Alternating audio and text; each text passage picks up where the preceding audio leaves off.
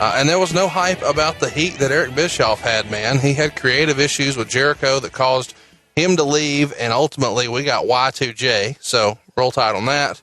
And he once threw coffee on Eddie Guerrero. Now, Bischoff would deny that, but Eddie told the same story every time. And he even fired Stone Cold Steve Austin by FedEx because Steve was hurt. I'm sure there were others on the list. Do you remember any conversations with those specific guys about Bischoff coming in, Bruce? No. You know, everybody, it was a surprise for everybody as they came in. And like I said, everybody was professional and cordial with him. Again, they're on the winning side now, and he's coming in, he's coming into their house as a talent. He's not their boss, so there's real no reason to be confrontational or be an asshole in any way. Let's talk about someone who we know didn't like Eric Bischoff coming in, and that's Ric Flair. They had a long, sordid history at WCW, and they're on good terms these days, and Bischoff has since apologized for the way he handled Ric in WCW. At one point, they were both suing each other, and Bischoff was even holding meetings in front of the boys, saying that Flair never drew a dime in the business, and that his new goal was to drive Flair into personal bankruptcy and ruin him. So even when Flair comes back several months later to WCW, these guys are not sending Christmas cards to one another. Do you remember having a conversation or talking to Ric about Bischoff coming back? No, I didn't specifically at all. And, that may have been something Hunter might have, Stephanie may have, or Vince, but I did not. So I didn't know, again, Ric was professional, as everybody was, and no one outwardly came up to me and specifically said, hey, I've got a problem with this guy being here. I don't like him. He screwed me. He did this. I didn't have any of that. So if they did, they might have said it to somebody else, but not me. Ric wrote in his book that his confidence was shot when he first started back with the company, and he even wrote, it seemed like I couldn't shake off the specter of Eric Bischoff. He later wrote, I just started to get a grip on my own talent, and then I saw Eric Bischoff walk through the dressing room at Continental Airlines in New Jersey. My heart sank. He says there was so much on my mind, however, I didn't know if I was ready to go walk through the curtain. He says that he had to have Brock calm him down, and keep in mind, Brock is a 24-year-old rookie who had been on the road for 4 months, giving advice about how to handle this to the Nature Boy.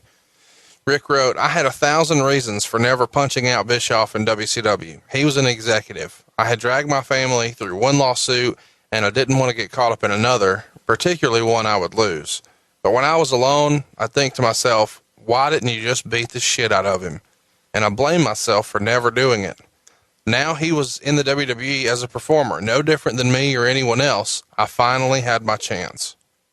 Ric also writes that once Eric called him after 9/11 and tried to have a moment, but it just pissed Ric off even more. And he wrote, when he finally arrived in the WWE, I was forced to act cordial, and it killed me. Finally, I told myself, I've let him get away for too long. If I want to raise my boys to be men, it's about time I act like one. So on March 17th, 2003, Ric says he saw him in the dressing room talking to someone about Girls Gone Wild on his cell phone. And Ric wrote, I heard him use his classic cliche, it's taking on a life of its own. And that was it. Ric had had enough. He went to catering, got Arn, and asked him to follow him. Then he told Arn, please just watch the door, and didn't tell Arn anything else. So Ric makes the approach to Eric and says, I need to talk to you. Eric holds up one finger, telling Ric to wait. But Ric wrote, I had already waited too long, so I just slapped him as hard as I could across the face, knocking the cell phone out of his hand.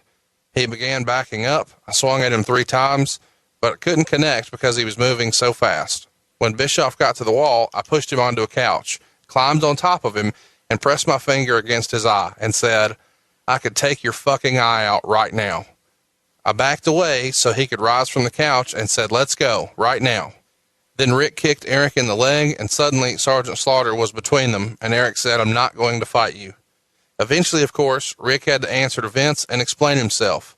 Vince wanted to know who else was involved and said this couldn't happen as long as he was on company property. It was unprofessional.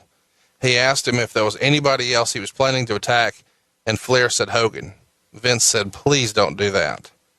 Ric also wrote in his book that Eric tried to make peace several times since, saying things like, quote, life is too short.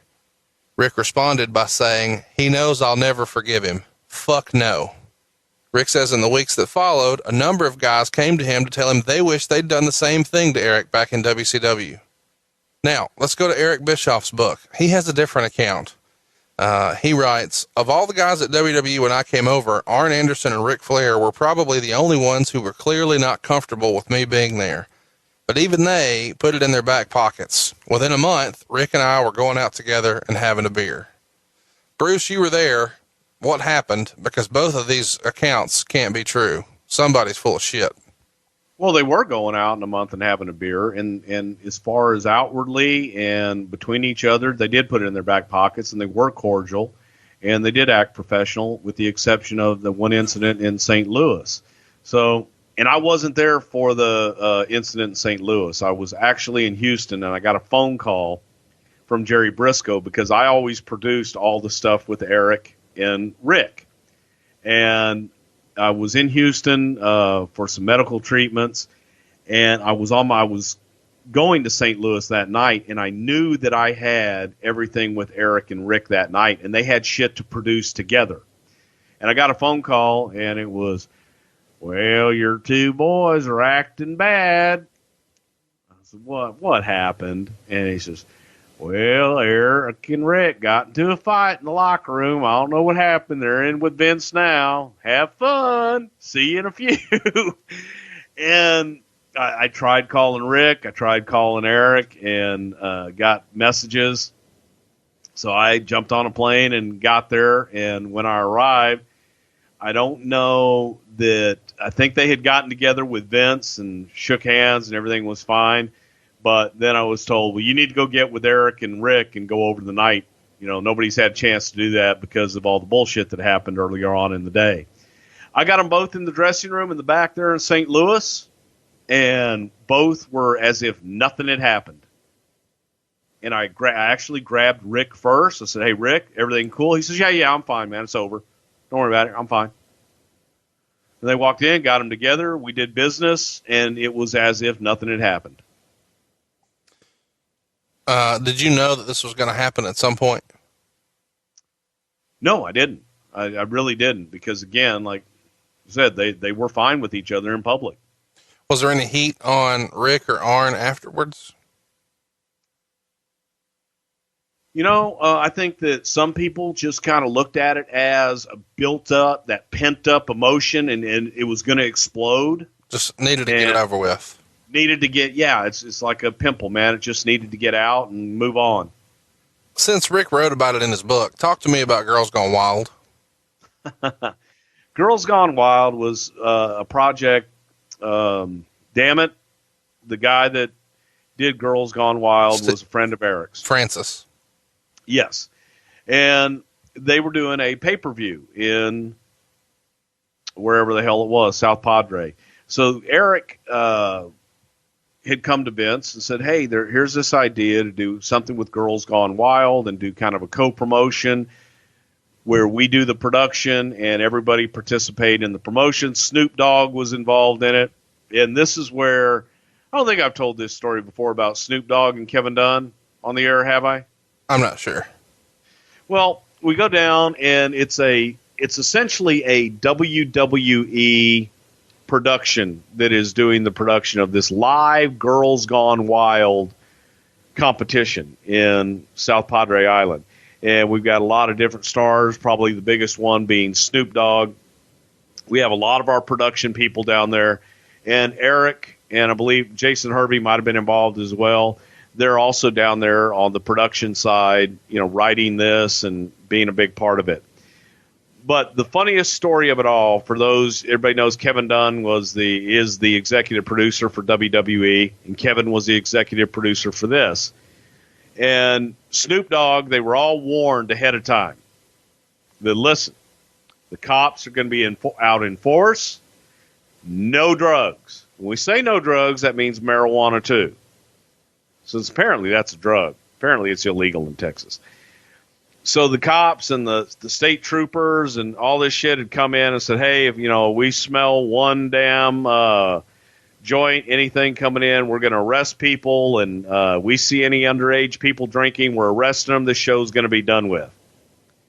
So Snoop shows up a couple hours late, rolls up, billows of smoke coming out of the limo and so on and so forth.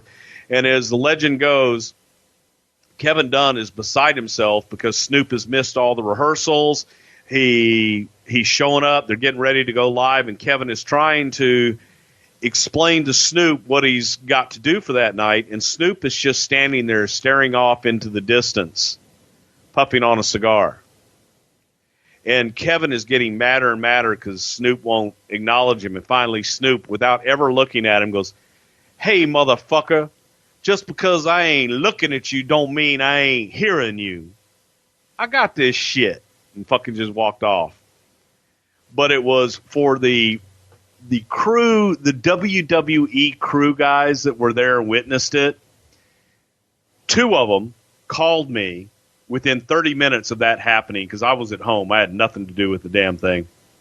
And we're like, "Oh, my God, the greatest fucking moment ever." And Snoop Dogg just punked out Kevin Dunn.